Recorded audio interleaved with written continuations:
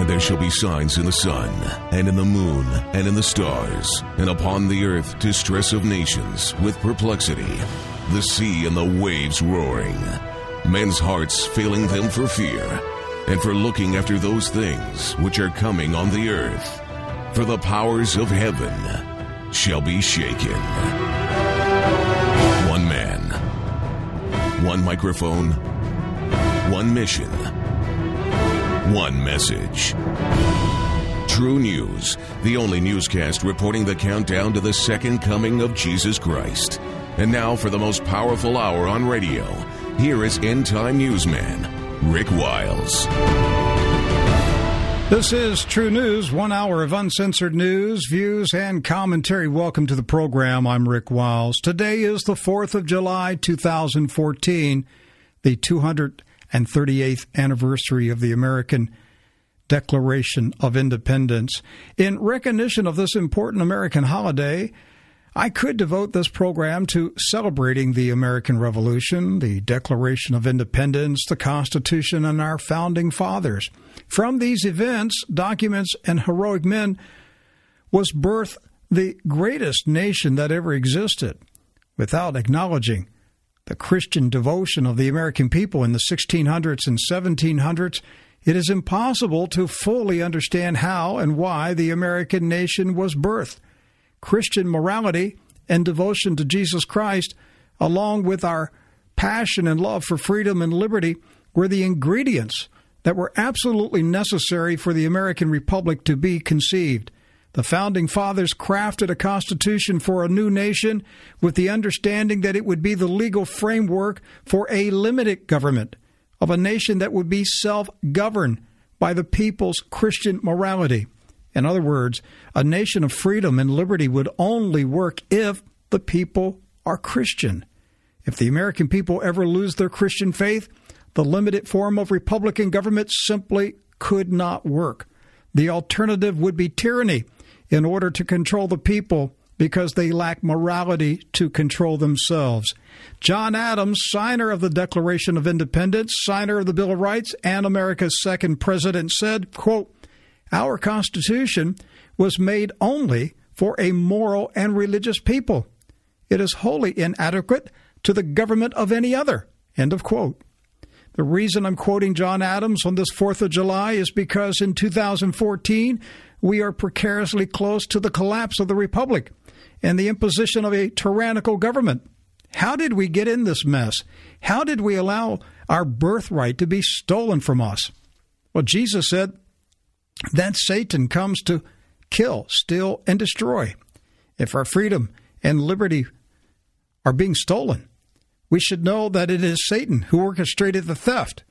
If our republic is being destroyed, we should know that it is Satan who devised the master strategy that will result in the destruction of America. But how was it done? How did the serpent get inside the house? Why wasn't this strategy recognized, exposed, and defeated? Is it too late, or do we have time to stop it? For several weeks, Chris Donnelly and I have been discussing on this program the Perestroika Deception, the Second October Revolution. The book was written by Anatoliy Golitsyn, a high-ranking KGB officer who defected to the West in 1961. The subtitle is Second October Revolution. It's a reference to the 1917 Bolshevik Revolution that started on October 25th on the Julian calendar, which corresponds to November 7th in the Gregorian calendar. It was also known as Red October. Winston Churchill wrote an article that was published on February 8, 1920, in London's Illustrated Sunday Herald, in which he described the ultimate goal of the Bolshevik Revolution. Mr. Churchill, who later guided his country, Great Britain, through World War II, said that the Bolshevik Revolution is a, quote, worldwide conspiracy for the overthrow of civilization and for the reconstruction of society on the basis of arrested development, of envious malevolence, and impossible equality. End of quote. Mr. Churchill saw it for what it was and what it is today, a worldwide conspiracy for the overthrow of civilization. Today, many people are aware of the term New World Order, but they do not connect it to the plan for global communism. Too many patriots are focusing their attention and energy and anger on the wrong suspects. And I believe the confusion is because there are plants inside the conservative and patriot movements in America seeking to divert the public's anger toward the wrong people and institutions, lest they connect the dots and recognize that we are under siege by the communists. The late Dumitru Duduman, a Romanian pastor who suffered torture and imprisonment by the Romanian communists, was sent to America by the Lord in the 1980s to warn this nation. In a prophetic vision in September 1984, Pastor Duduman saw a surprise attack on the USA. There is one line in that vision that I want to bring to your attention. He said, quote, "From the middle of the country, some of the people will start fighting against the government. The government will be busy with internal problems," end of quote. Well, let me put a face to it. We have a communist revolutionary in the White House today. Who is Barack Obama? His identity is concealed. His records are concealed.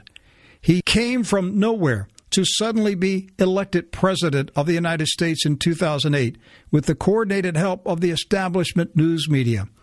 Why has there been no official investigation of his phony identity? Why is he protected? It is because the revolution has infiltrators deep inside U.S. intelligence agencies, the military, Congress, courts, and the news media. This revolution is far more advanced than any of us dare to recognize. Barack Obama has repeatedly attempted to provoke the American people to start an uprising against Washington. His current attempts include the coordinated effort to invade America with hundreds of thousands of illegal immigrants, and his brazen boasting that he will ignore the elected U.S. Congress and do as he pleases. Let me assure you, Barack Obama wants an uprising in America. It is absolutely necessary for the communist plan to be fulfilled. 2 years ago, I interviewed Mr. Larry Grathwohl. He was an FBI informer who infiltrated the Weather Underground in 1969. Who were the leaders of the Weather Underground? None other than Barack Obama's friends, Bill Ayers and Bernardine Dorn. FBI informer Grathwohl told me that he attended a meeting of Weather Underground leaders. Again, this is in the late 60s, early 70s. Approximately 25 people were there. Many of them had degrees from Columbia University, the same institution that gave a degree to Barack Obama, although nobody from his graduating class remembers him. Mr. Grathwohl told me that he personally heard Weather Underground leaders discussing plans for a communist takeover of America. They said Russia, China, North Korea, and Cuba would occupy and rule the USA. There would be re-education camps to deal with resistors.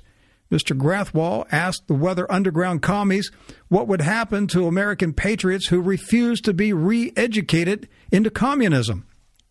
The answer was stark. They will be eliminated.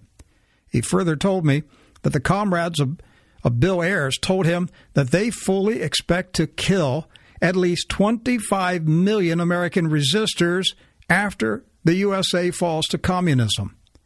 I want to say something very important. Be careful to whom you give your ears regarding these matters.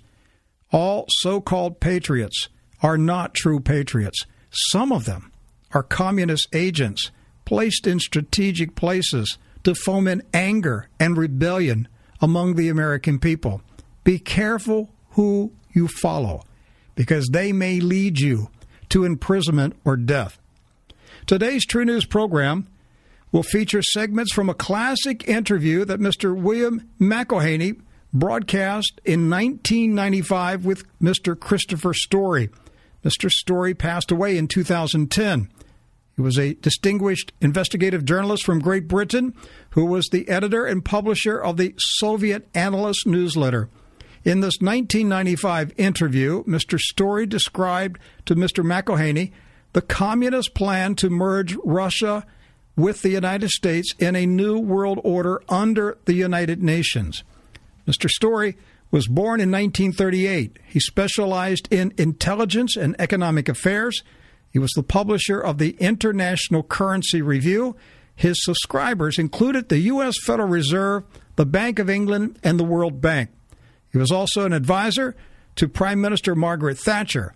In 1991, his Soviet analyst newsletter warned that Mikhail Gorbachev's Perestroika was a scheme to deceive the West into thinking communism collapsed in Russia. Mr. Story was no stranger to controversy. In 2002, he published the European Union Collective that accused German intelligence establishment of retaining its Nazi origin. He accused British Prime Minister Edward Heath of being a Nazi agent before World War II, and he claimed that the communists used bribery to persuade corrupt European politicians to ratify the Treaty of Lisbon, which resulted in the creation of the European Union. In May 1992, Mr. Story approached KGB defector Anatoliy Golitsyn regarding his warnings to the CIA that the West was being led by the nose into a communist trap. Mr. Golitsyn turned over to Mr. Story his vast archives of memoranda that he had sent to the CIA. It was Mr. Story who essentially wrote, edited, and published the Perestroika Deception in 1995 on behalf of Anatoly Golitsyn. Here is Bill McIlhaney's classic 1995 interview with the late Christopher Story regarding the Perestroika Deception. In, I think it was January 1966, the Soviets summoned a special conference in Cuba called the Tri Continental Conference. And as far as I recall, 538 delegations from communist structures around the world arrived at this conference. And this conference decided and agreed, in accordance with a Soviet plan, to establish a network of terror training camps. And they started doing this in Cuba. And by October 1966, a whole series of terrorism training camps had sprung up on the outskirts of Havana. And these terror training camps and operations were controlled by a KGB colonel called Colonel Vadim Kochegin. And by the end of the first year of operations, 1967, they were turning out 1,500 trained terrorists for operations all over the world in their own countries and elsewhere.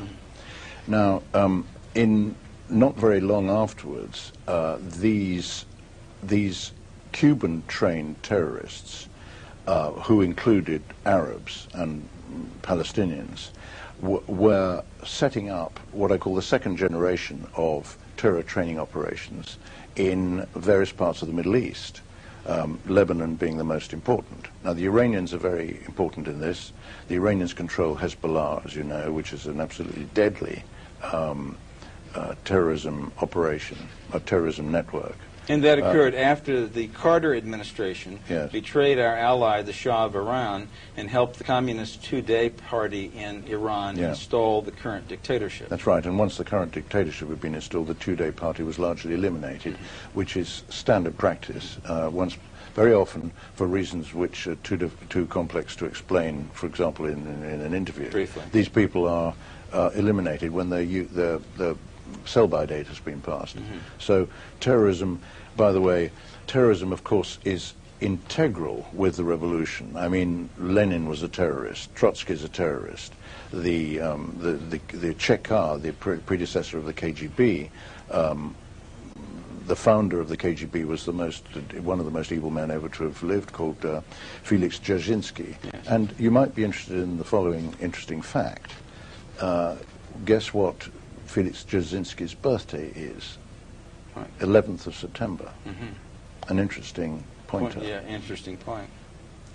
Well, then let's talk about, since we know the KGB established this terror network in the mid-'60s, had two regional directorates for it, the PLO apparatus and the Tri Continental apparatus. What do we know today about its continuity, the connection it would have to individuals like Osama bin Laden and to Al-Qaeda? Right, well, if I could just step back, because I think we've got a slight... people like us, analysts, we have to put together information which is not necessarily current, although we try to live with current, but it's very rare to obtain absolute, current information. Right. We know that the KGB because of Vadim Kochagin, we know that the Cuban camp operation was a KGB operation, and we know also that the establishment of training areas in the Middle East was KGB.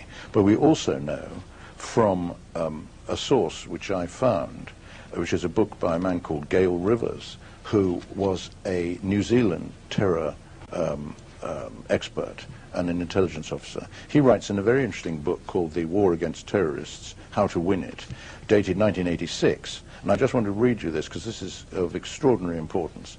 He says, a recent Russian defector named Bokhan, who was attached to the Soviet embassy in Athens from 1968 to 1975 and was a member of the GRU being Soviet military intelligence, as opposed to the KGB, confirmed that the GRU was orchestrating terrorist acts both in Greece and abroad with the aim of creating subversion and terror worldwide. Now there you have a smoking gun. This has been in the public domain, this book, since 1986. This is a highly, Gail Rivers, a New Zealander trained in the Special Forces, says in the flap, is an articulate man of high principle who has risked his life many times in the counter-terrorist war on 5 continents. Now, this is not an idle statement. Everything in this book, by the way, that I've read is absolutely first class. So here we have a statement by an expert who knew this, that the Soviet military intelligence are behind the terror network, the terror operation. Now, the KGB, of course, is also military intelligence, and they're interlinked. Yes. So while the distinction is valid, it's also invalid in the sense that the other name for the Soviet military intelligence is, in fact, the first chief directorate. So Soviet military intelligence is behind the global terror offensive, which is a very key element of the long-range strategy. Now, why has this been totally ignored by the media and by our governments? The British government and the American government have said absolutely nothing about this. Why is this? Well, and it's come to the point now where supposedly the leadership of the new democratic Russia is enlisted by the American government to be our advisors, consultants, and partners in fighting and stopping world terrorism. Absolutely right. The very network which since the 60s, under the visible leadership of Yasser Arafat, the Soviet KGB and GRU have controlled. And unfortunately, we've come to a state of affairs today where the Bush administration, as was the case with prior administrations, is giving over $1 billion a year to the communist PLO specifically to administer its takeover of part of Israel, and we're forcing them on Israel. We're protecting Yasser Arafat from being disturbed or removed by the Israeli government, and we're maintaining the continuity of this Soviet-controlled terror network, supposedly years after communism disappeared from the planet. Yes, and it's gone even further, because we now have a prime minister of the Palestinian Authority, whose name is Abu Mazen. That's his code name. His real name is Mahmoud Abbas. Now, this man was, quote, was, in quotes, in control of Hamas, the most devious and most egregious terrorist arm of the PLO. All of a sudden, this man is persona grata in all Western capitals, in Washington, London, and Brussels. And he is the new Mr. Democracy. Now, why is this? And the answer to this is that, as has happened in the past, this man has been bribed. He has been paid very substantial sums of black operations money to change his tune in order to suit the objectives of the Western manipulators who are trying to sort of achieve whatever their objective is. And well, in a way, remember, Gorbachev lost credibility as an alleged reformer when it was obvious that he was still a Leninist and still promoting Leninist strategy. So they had to bring in a new performer, Yeltsin, to appear to be more likable to the West, and we had to definitely support him for fear that some other maniac would come to power. So in essence, we got the same thing here. It's a puppet show. It is a puppet show. You've got Arafat and a puppet working in the PLO leadership, and it gives the United States government the excuse to support the puppet. Don't forget that Mrs. Thatcher said to me, when talking about Gorbachev, whom she knew very well, she said, he's not a Leninist anymore, she said to me. But he said he was. He said he was a Leninist in all his speeches, which I've read. He never hesitated to admit it. He took every opportunity to say, I am a Leninist, I've always been a Leninist, I will always be a Leninist. I've been a communist since I was born, and I will always remain a communist, and we will never diverge from the communist path. And after he left his role in the Soviet Union of ushering in this post-Stalinist pretense and performance of the new phase, the fourth program of the Soviet strategy, he came to the United States and continued to promote Leninist strategy, and is still doing so today, well-funded and supported, promoting world government and worldwide controls in the name of environmentalism. Yes, through an outfit called the Gorbachev Foundation, which consists entirely of Soviet apparatchiks, and by the way, was involved with an outfit called the State of the World Forum, which when translated from Lenin speak means World's State Forum. Yes. Anyway, we need to talk about Saddam Hussein. Yes, and as a major example of the fact that there has been no real change in the Soviet Union since 1989 and worldwide in other communist countries, the international terror network controlled by the KGB continues just as active, and it is inconceivable that any alleged group like Al-Qaeda or any alleged terrorist operative like Osama bin Laden could ever function independent of this network. That is absolutely true, and indeed all honest experts acknowledge that it is impossible for any of these operations to take place, particularly the 9/11 one, without the support of a major power. Now, in this connection, we have certain information. First of all, as you know, Saddam Hussein was in business with very important forces in the United States for at least 10 years. This is true. And was a major recipient of U.S. government funding and support. That's right. Because when we turned Iran, the United States government turned Iran over to the communists and made an enemy state of that, the United States government had the excuse to support Iraq and Saddam Hussein, although controlled by the Soviet military, support him as an alleged buffer against Iran. Right. But Iraq is very important because it's quite clear that what's been happening in Iraq is not what you read in the newspapers. Now, I mentioned black operations money just now, and we can't go into that in much detail here, but the fact is that under the first Bush administration, an enormous sum of money was raised from 200 banks based abroad, all of them foreign banks. The sum of money concerned is so enormous that it could not have been raised for any other purpose than the implementation of what I call the new underworld order, if you like. They actually raised 18 trillion, but the objective was to raise 29.8 trillion. And this money, of course, is multiplied, and there's this huge sort of pool of black operations money which is parked offshore. I mean, this is a separate subject on its own, but I just wanted to give that background in order to come to the point. Can we understand this in summary as the extension of the KGB strategy of functioning as the Russian mafia and extending criminalism as a strategy into Western intelligence services? Absolutely. Okay, that's part of it. There's been a merger of intelligence services, both vertically and horizontally. If you like, vertically, with both their own underground criminalist classes and with foreign underground criminalist classes. And the intelligence services are working together. In fact, Condoleezza Rice herself said the other day, "We are allies of Russia," which is a theme. Were those her exact words? Something like that. She said something similar to that. What she actually means by that is that our intelligence services are hand in glove with the Soviet intelligence services. Now, Saddam Hussein was very important in this operation. Obviously, we don't know everything that we need to know. But at some point, as happens among thieves and among these crooks, they fall out. And there was a falling out between Saddam Hussein and his criminal network and the American criminal operatives at a very, very high level in the American government.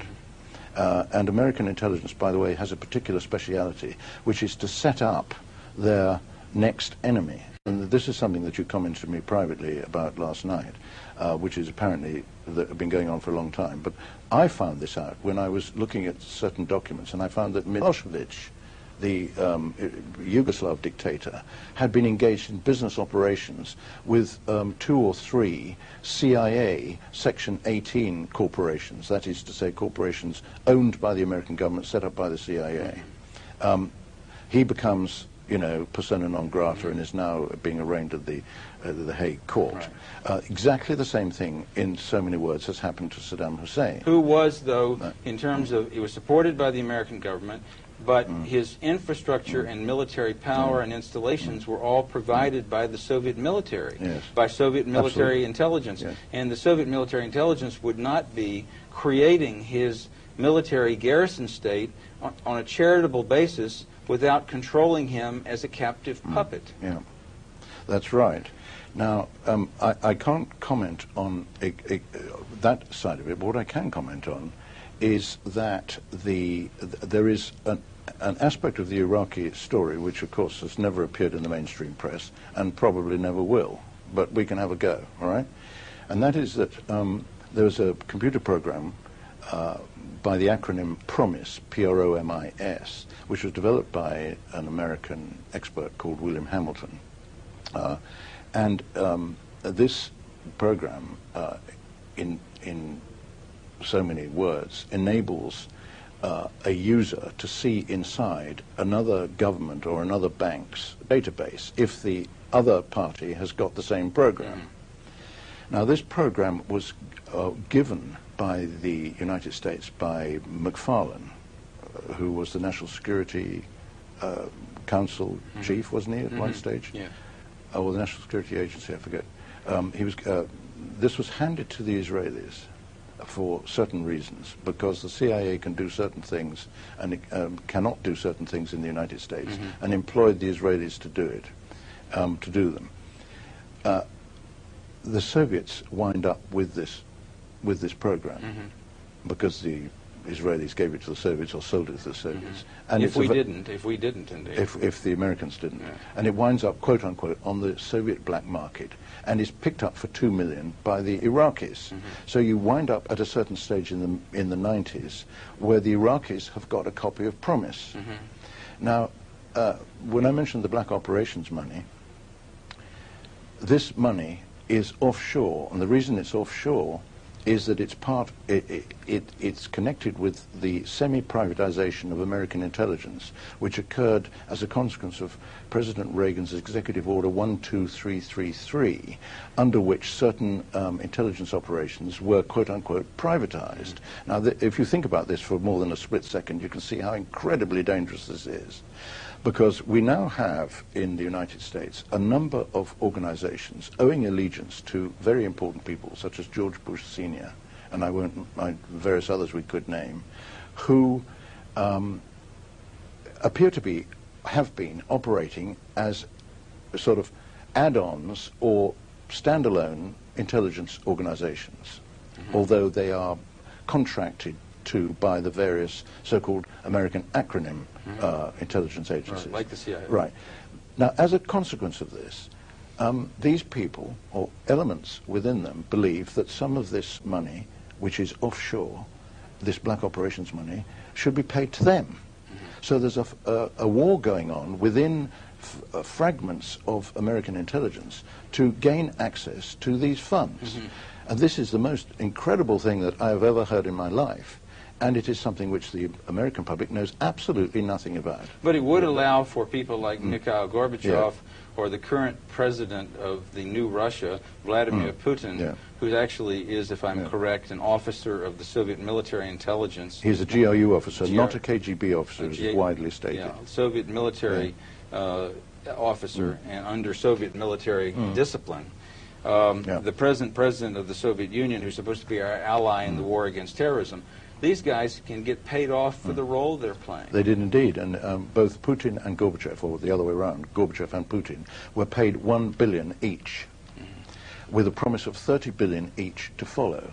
Now, according to my information, which I'm unable to go into, we don't know whether, in fact, the second tranche of the $30 billion was paid to them both. I suspect they were scammed, because intelligence scams people. That's what they do.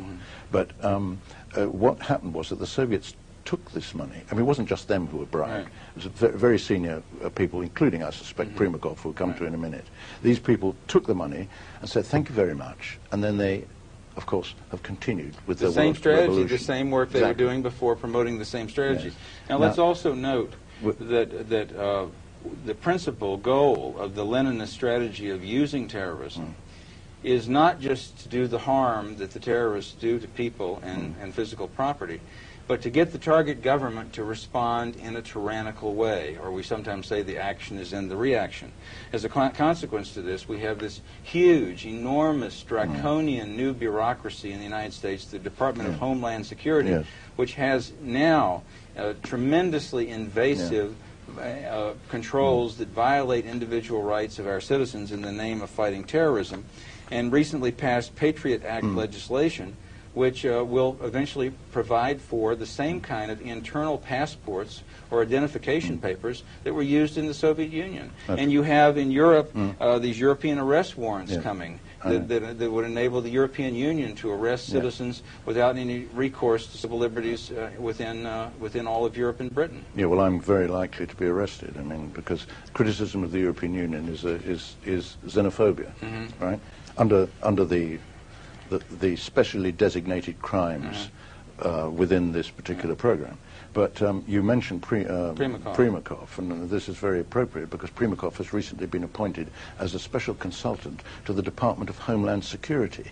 Now, Yevgeny Primakov is the architect of Middle East terror.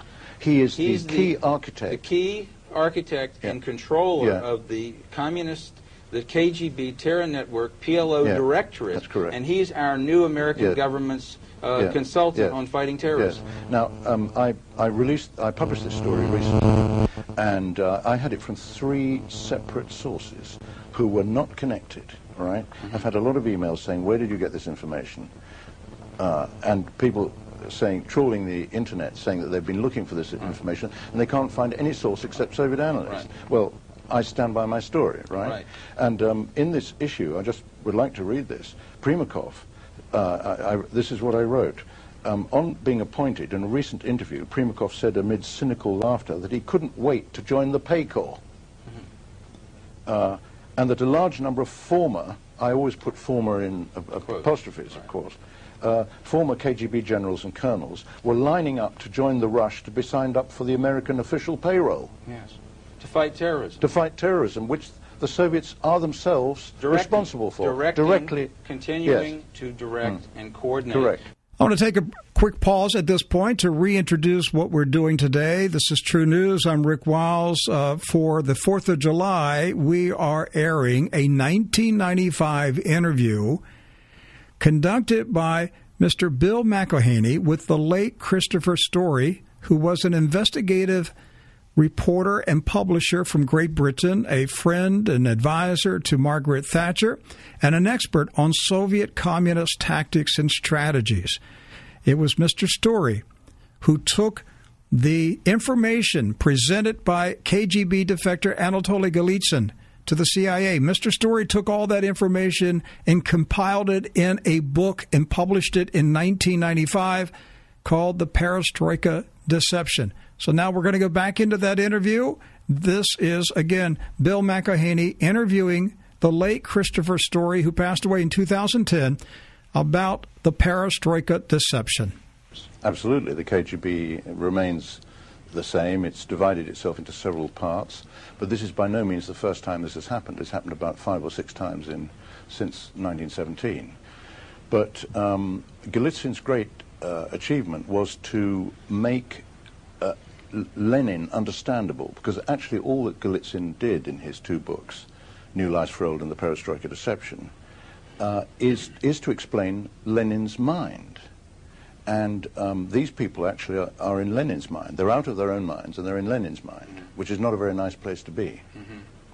Also, the system of some 1,700 concentration camps that comprised the Soviet Gulag prison house of territory, with millions and millions of political prisoners. All of those concentration camps are still there, but never discussed by the media, which since 1989 has told us that communism's gone out of business. A few years ago, I was privileged to receive a list of these concentration camps from a very reliable source. And this list contained the actual street addresses, I mean, so to speak, and the locations of these concentration camps. And these included a number of new camps which had been set up under the so-called, quote-unquote, non-communist government of Boris Yeltsin, which in fact was a continuation by other means, which we'll come to. Now, I published this. When I published this in Soviet Analyst, I thought this has got to be, a really interesting story. I sent it to the whole of the Western media that I could think of, the English-speaking world. Not a trace, no response at all. However, there have been a number of open references to this, which have appeared almost as if by accident in articles in The Guardian and elsewhere, which, of course, I and others collect. And when you put these things together, you get actually a very interesting picture. There's been no change at all.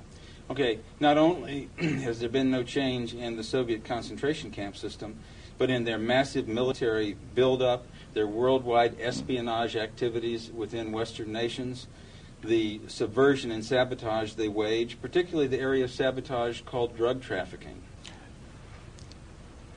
Basically, in 1961, the Soviets relaunched or launched a long-range strategy, which is what Golitsyn talks about in his two books. I should say, perhaps, that the Communist Party of the Soviet Union has had 4 programs since it started, only 4 party programs. The first was 1903, the second was after the revolution, 1917. The third party program is that which Golitsyn speaks about and writes about in his 2 books, the third party program. Which would be from 1961 onward. From 1961 to 1986, when Gorbachev is 85, Gorbachev arrives as General Secretary in 85, and at the 27th Party Congress in 1986, he launches the 4th party program. We'll come to that in a minute. The purpose of the long-range strategy, which was actually announced by the head of the KGB in 1959, they prepared this strategy, and then when they had worked out how they were going to deceive the West in what has turned out to be the biggest deception operation in the history of mankind, to be honest, when they worked this out, they convened a conference called the 81 Party Congress, which took place on one day, on the 6th of December 1961. And these, consisting of 81 parties from all over the world, communist parties, and the long-range strategy was rubber-stamped, and that was it. And from 1961 to the arrival of Gorbachev was the period when they were preparing for the implementation of what Gorbachev subsequently introduced. Now, I'd just like to say here something very important, which is that sometimes people say, why was there such a long period from the introduction of the third party program to the introduction of the fourth party program? And the answer to that is extremely interesting. It is that in 1949 or 1948, the Western Allies agreed with the Soviet Union, i.e. with Stalin, that Germany was to be occupied for a period of 40 years. 49 to 89 takes you to the pulling down of the Berlin Wall, and on cue, quick as a flash, they start pulling down the wall at the end of the 40-year period. So what do they do during this this extended period? Now, by the way, we don't really know why that 40-year period was agreed, but it seems to have been an agreement, almost a secret agreement. By the way, Secretary of State Burns, B-Y-R-N-E-S, was responsible for agreeing that. That was his most important contribution, as a matter of fact. That's his main legacy. And we don't really know why it was agreed that Germany should be occupied for 40 years. Mm-hmm. I personally do not know the answer to that but the question. third-party program from 61 onward consisted of this scheme to promote disinformation about the alleged crumbling of the monolithic worldwide communist superstructure, alleged rifts and splits between the Soviet Union and Yugoslavia, the Soviet Union and Red China, and give the West the impression that communism was fragmenting and becoming decentralized. At the same time, they were creating and waging an international terrorism campaign by creating an international terror network, we'll get back to. And they were using drugs and drug trafficking internationally as they maintained and gained total control over international drug trafficking as a weapon of sabotage against the West. Yes.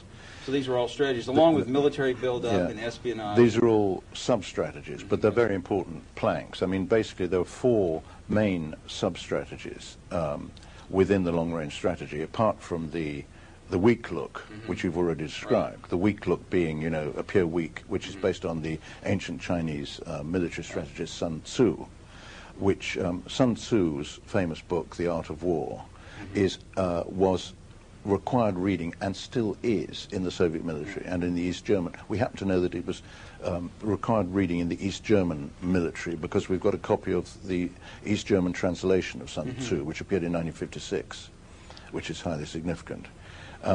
So the sub-strategies are the global drug offensive, the international terrorism offensive, what I call international criminalism, which is the exploitation of organized criminal operations in the interests of strategy. Right. And now this is extremely important. We're going to come, I'm sure we'll have a chance to talk about that more, because basically that is almost completely controlling what's happening today. And then finally, we have, of these four, we have what I call the Gramsci dimension. Now, the Gramsci dimension, named after the Italian communist Antonio Gramsci. Antonio Gramsci, Gramsci. He was the founder of the Italian Communist Party and was imprisoned by Mussolini, and wrote a book basically on toilet paper while he was in prison, called The Prison Notebooks. And his thesis was that you have to change the cultural base in order to achieve the revolution. So once you've got everybody with garbage ideas in their heads, and you've destroyed art, you've replaced music with hideous noise, you've satanized music, if you like, and you've caused all the things, you've attacked and undermined all the institutions, and traditional values. Traditional values, destroyed, you've eliminated religious teaching and all that. That is what I call the Gramsci dimension. That's which is commonly known as the culture wars. This is a strategy of the Leninist Soviet revolution. Right.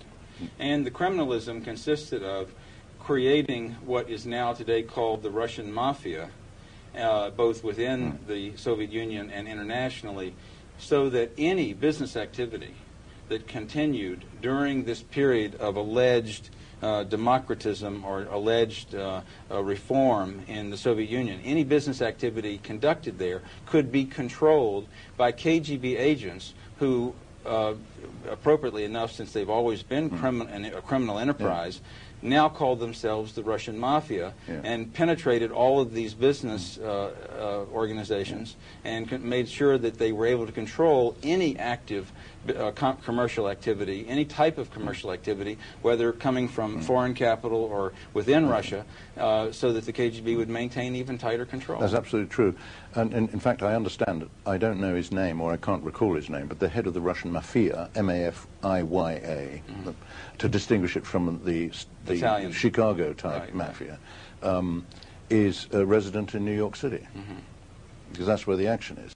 But the importance of criminalism cannot be underestimated, because what has happened is that the KGB, being a criminal enterprise, by definition, was always very close to the huge underground economy which existed under overt communism. Right. By the way, I use the phrase overt communism. Pre-1989. Pre-1989, and covert communism to describe the present situation, Right. which is, I think, a useful short-form way of doing it. Yes. So that under the KGB there was an organization called the Economic Department, which appeared to be dealing with economic issues, but actually was concerned with controlling and developing the criminal underground. And then in parallel with this, because on the principle of Leninist duplication, Lenin duplicated every aspect of government and activity, party activity, state and party activity. The Ministry of the Interior, the MVD, had its own criminal control organization called, going by the letters OBKH. So you have these two sources of background expertise and knowledge of how to control criminal operations. Which is today the so-called Russian mafia, actually just another branch operation of the KGB. No question. And after the so-called fake collapse, after the fake collapse of communism, or during this period, the Soviets in fact exported large numbers of KGB officers who'd been retrained as criminal controllers. I call them criminalists, operators of criminalism. And they have joined up with the underworld, the huge underworld in the West, here as well. Now, the drug dimension of the world revolution, which they largely control, but not entirely, but they largely control it, is, of course, it operates in parallel with and is part of this criminalist operation. And basically the international drug trafficking elements that they control must finance the world revolution. But it has another very important point, rationale, which is that because the proceeds of drug operations have to be banked, they have their own bankers. Now, we know from Joe Douglas's book, which I was privileged to edit and publish, Red Cocaine, that, which is based on the debriefing of a very senior Czech defector called General Jan Šejna.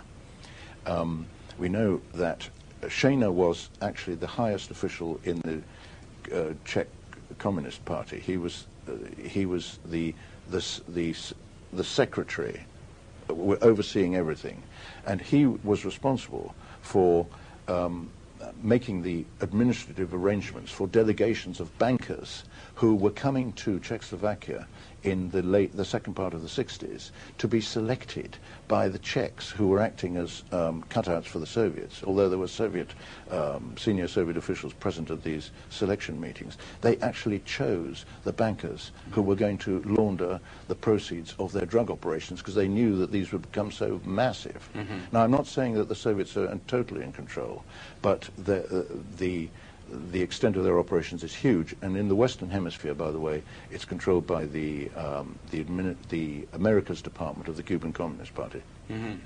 So this, and internationally, this was a combination of Soviet military intelligence, the GRU, because it is sabotage against the West, and also through the Soviet Union's control of the Red Chinese dictatorship, because Red China has been a principal grower of heroin and supplier of heroin worldwide too. So they have two bases of operations. Yeah, well, there are more, because there are others as well. But basically what happened was that after 1949, the Soviets watched the Chinese, because Mao Zedong used drugs against his own people.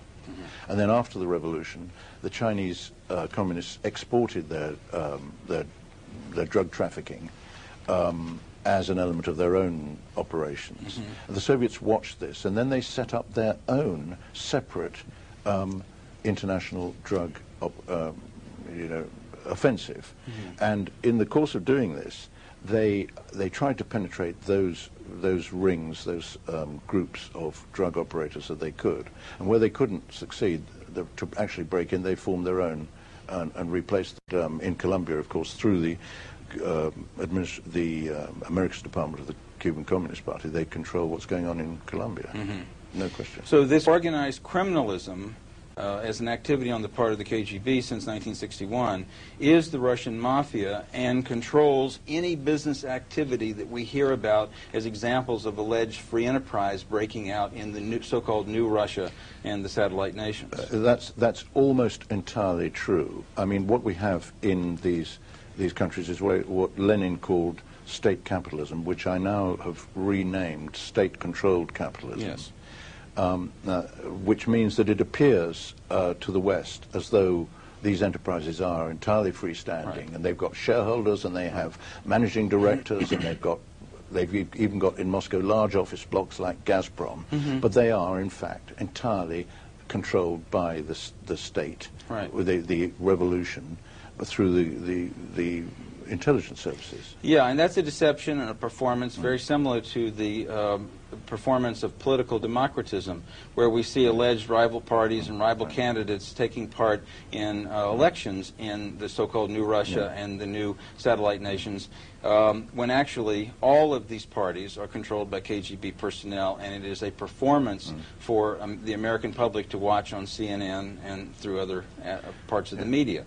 A major part of this strategy since 1961 has consisted of building slowly and installing a very dictatorial regional world government over all of Europe, on top of the existing socialist bureaucracies that are in the governments of each of these countries, over all of Europe, and now sadly also Britain, in the form of the European Union. And this constitutes an accomplishment of Leninist strategy, as predicted by Golitsyn. And of course, while the KGB had infiltrated all the European governments and the British government, as they had infiltrated the American CIA and other parts of the United States government, in addition to that, the current treaty arrangements between the European Union, based in Brussels, and the new Russia, mean that there's even further, tighter Soviet and KGB control over the foreign policy of this new globalist regional government that controls Russia, that controls Europe, and controls Britain. I don't disagree with any of that. One of the important things that Golitsyn teaches us in the Perestroika Deception is that it doesn't matter who wins an election, the communists always win. Now, the reason for that is that every single political activist you see on the Moscow stage, if you can be bothered to see what's going on, because, by the way, the TV cameras are only focused on Moscow. Right. You never see what's going on in Leningrad or in Tbilisi or in Alma-Ata or anywhere else, only Moscow. That's where the controls take place, because all the other so-called, free republics now, they're controlled, of course. These republics, they're still Stalinist states, almost entirely. There's hardly any, I don't think there are any exceptions to that. But this business of controlling all the political parties and allowing them to adopt different names, this was a conscious policy which was laid down by Gorbachev and Yeltsin at the 28th Party Congress in July 1990. Both Gorbachev and Yeltsin made speeches in which they said to the comrades, now is the time to follow whatever path you feel would be most appropriate. In a nutshell, that's what they said. We have the two quotes in my book, the European Union Collective. So that's what I call democratism, which is the creation and maintenance of the illusion of democracy. Now, that pattern is being implemented in the European Union because by various means, almost all the participants, even at national level, in the political process, are selected for the job or are, appointed or are chosen. Now, it's quite difficult to explain this, but in Britain there's an extremely lethal piece of legislation which requires all political parties to register at a central registration point, and it basically dictates what the political parties can and cannot do. But in the European, at the European level, no political party can participate in the European Parliament if it's not 100% signed up to the idea of the European project. And submission to the authority of Absolutely. this regional world government Yeah. based in Brussels, Yeah. which is now imposing dictatorial controls on a daily basis down to the most minute level of business and human activity on all residents of Europe and increasingly in Britain. And if you read the Financial Times newspaper, you see examples daily and in the Wall Street Journal of how the European Union is trying to tell people and businesses in the United States what they will do. That's quite true. When Gorbachev visited London briefly for a day on the 23rd of March 2000, and during that visit he made a statement which I repeated at every opportunity. He acknowledged and stated that the European Union is the new European Soviet, and I quote. Yes. That's what it is. Yes. Now, let me describe the European Union, what it really is. It is a political collective.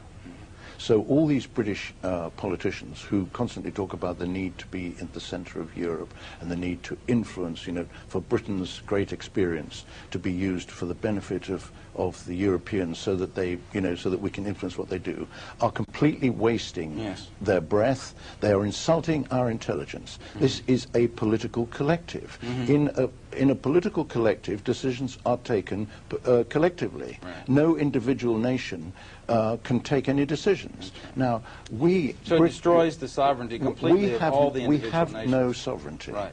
We have no interests, and we have politicians in Westminster who talk about British interests. We have delegated and collectivized those interests. Now, there are a few residual peculiar exceptions. For example, there's a thing called the Common Foreign and Security Policy, which is part of the collectivization process. Well, Britain flouted that policy by joining the United States in respect of this Iraqi operation. Right. But we shouldn't have done that. The Europeans didn't know what to do and threw up their hands in horror. Yes. But this will probably be the last chance we'll have if we don't get out of it. Well, what you just heard today on True News was Bill McIlhaney's 1995 interview with the late Christopher Story, the man who wrote, edited, and published the Perestroika Deception on behalf of KGB defector Anatoliy Golitsyn. Why am I devoting so much time to the Perestroika Deception? Well, the election of Barack Obama in 2008 brought communism to the forefront of American politics. For the first time in America's history, a man closely identified with Marxist communism succeeded in being elected to the presidency. What little we know about Obama's life reveals a pattern of associating with and befriending known communists, such as his mentor, Frank Marshall Davis, and his friend Bill Ayers. Mr. Obama was schooled in the revolutionary tactics of Saul Alinsky. Conservatives have been powerless to oppose his agenda because conservatives can't bring themselves to admitting that a communist revolution is underway in the United States. Former White House Press Secretary Jay Carney's home was photographed with Soviet propaganda posters on his kitchen walls, yet conservatives won't admit the obvious truth. I warned in 2007 that Barack Obama is a communist. I warned when he was elected that a communist revolution was underway. In 2014, I stand on what I've said throughout the years. I continue to sound the alarm. I hold out faint hope that the overthrow of America will be stopped at the last minute. But my hopes are fading by the day. In his book, The Perestroika Deception, Mr. Golitsyn wrote, quote, "When the right moment comes, the mask will be dropped, and the Russians, with Chinese help, will seek to impose their system on the West on their own terms as the culmination of a second October socialist revolution," end of quote. Well, the 1917 Bolshevik Revolution in Russia started on November 7 on the Gregorian calendar. The next U.S. presidential election will be November 8, 2016. Hillary Clinton, another communist, is in line to ascend to the White House to succeed Barack Obama. Is that, to date, the communists' hope to cement the takeover of America? I'll leave it up to you to decide.